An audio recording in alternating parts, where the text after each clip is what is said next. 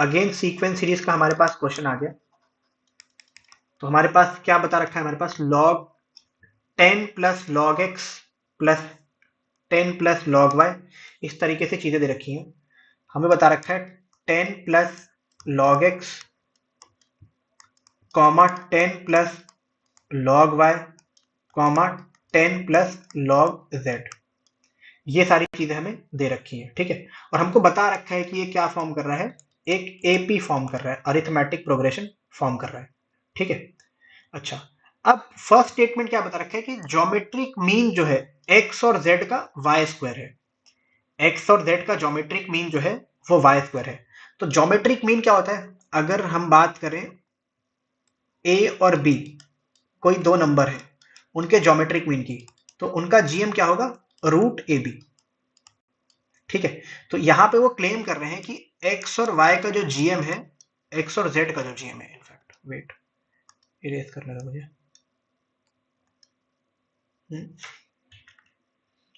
X और Z का जो जीएम है, ठीक है, एक्स और जेड का जो जीएम है वो क्या है, वाई स्क्वायर है। तो अभी तो फिलहाल एक्स और जेड को हम देखते हैं कि एक्स वाई जेड में चॉइसेस क्या क्या हो सकती हैं। तो आप आराम से ना, जब भी इस तरीके का लॉग वगैरह में क्वेश्चन आता है, तो आप आराम से बेस के हिसाब से एक नंबर लेट कर सकते हो। कैसे, हम एपी का प्रॉपर्टी यूज करने वाले हैं। क्या प्रॉपर्टी यूज करेंगे, हमको पता है कि अगर कोई सीक्वेंस एपी है तो हम कोई सेम नंबर उसमें सब्ट्रैक्ट कर सकते हैं, तो वो फिर से एपी ही रह जाता है।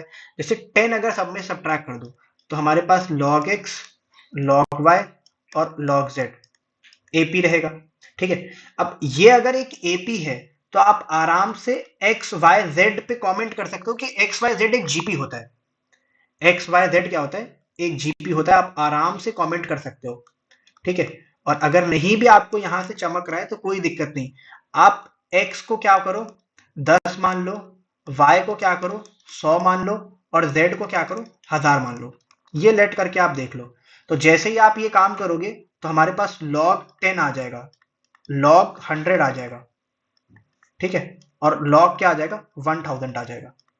अब log 10 को हम क्या लिख सकते हैं, 1, log 100 को क्या लिख सकते हैं, 10 पावर 2, 2 बाहर आ जाएगा 2, और log 1000 क्या लिख सकते हैं, 3। तो आराम से आपको एपी दिख गया क्या, log x log y log z AP में थे, x y z हमने लेट किया, तो हमको आराम से दिख गया क्या। और x y z की बात करूं तो वो क्या हो गया, जीपी बन गया क्या।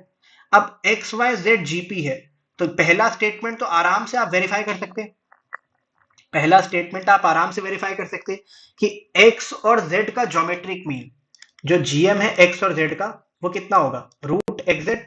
रूट एक्जेड का मतलब कितना हो गया, 10 इंटू 1000 विच इज 10,000। आराम से आपको 100 दिख गया क्या, जो कि y के इक्वल है, ना कि y स्क्वायर के इक्वल है। तो फर्स्ट वाला स्टेटमेंट तो ऐसे ही गलत हो गया, y स्क्वायर के इक्वल नहीं होगा, y के इक्वल होगा।